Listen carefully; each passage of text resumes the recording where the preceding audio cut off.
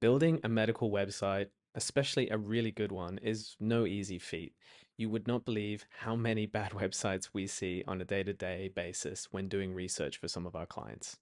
Here are some of the ways in which you can be a digital leader going into 2025 with your website. Hi, I'm Laurent, one of the co-owners of Oxygen, an award-winning HubSpot marketing agency based in the UAE, Hong Kong, and China. We also specialize in the medical industry and building websites for medical practices. Today, we'll be looking at some of the best ways in which you can optimize your website going into 2025 and some of the common pitfalls we see in this industry.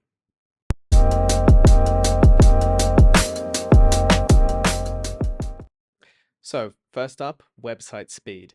This is something I think most businesses often forget about. They focus on making a website that looks really nice, that's really fancy, and has all the bells and whistles that management has required.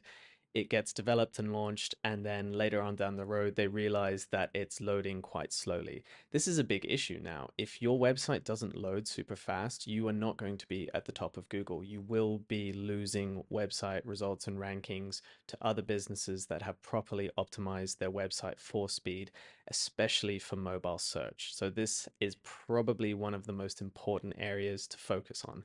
And you might think, oh, this is clearly not an issue. Businesses have been doing this for 10 plus years now. We know about website speed. We know it's a thing. This can't be that widespread. Here is some of the top 5 hospitals in Dubai in particular and how they rank in terms of speed. And the results are surprising. Most, especially big medical practices, are not doing this properly and are losing out on search results because of this.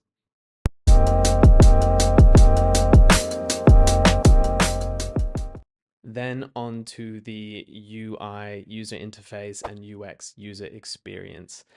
This does need to be streamlined, and I think a lot of hospitals in particular can overcomplicate this. Taking an example of it not being done well, have a look at our client here, OTMP. They've really streamlined things. They have an omnipresent CTA for booking an appointment. They have an easy search for doctors and specialties. It's easy to navigate. It moves really quickly. You don't need to reload pages when you're doing filters for doctors, etc. So a very clean experience overall. Another good example would be Matilda Hospital, also in Hong Kong, also one of our clients, who have some fantastic pillar content pages for the core services that the business wants to focus on. You can see that there's a lot of content here. It's very thorough, it's very clean, it's very easy to navigate, and it's optimized for mobile and other devices, so it does scale and stretch.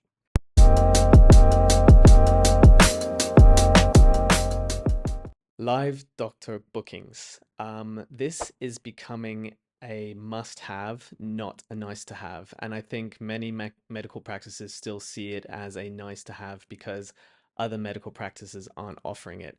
If you are the first one to offer this in your industry and in your region, this is great because it is something that patients are expecting in every other facet of their lives. Why not also for booking medical appointments? There are many platforms for doing this, and as long as your doctors are using a calendar system like Microsoft or Google, etc., it's probably pretty easy to connect things up.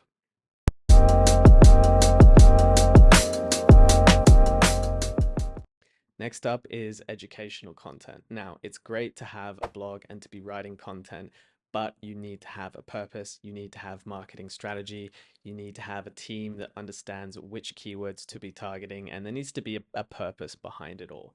So having another look here at Matilda, we can see that the content is nicely designed, easy to navigate, quite thorough, and targeting keywords that are relevant to the business and that we know within this region has search volume and is within our level of keyword difficulty that we can target. And this is all very important to consider.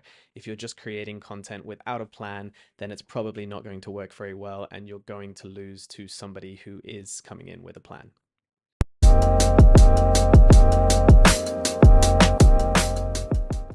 Listing prices and packaging information. This is something that I think a lot of businesses aren't doing well at the moment, and the few exceptions to the rule are doing very well off of the back of it. Basically, patients want more information about your packages and your programs and your prices in general. If you list it on the website, that's great. They will be able to make an informed decision instead of either having to call your practice or your hospital to find out that information or just go to another clinic that does provide that information upfront. So it's always best that we provide as much information as we can on the website and be transparent about prices and packages and what's included. It all needs to be there.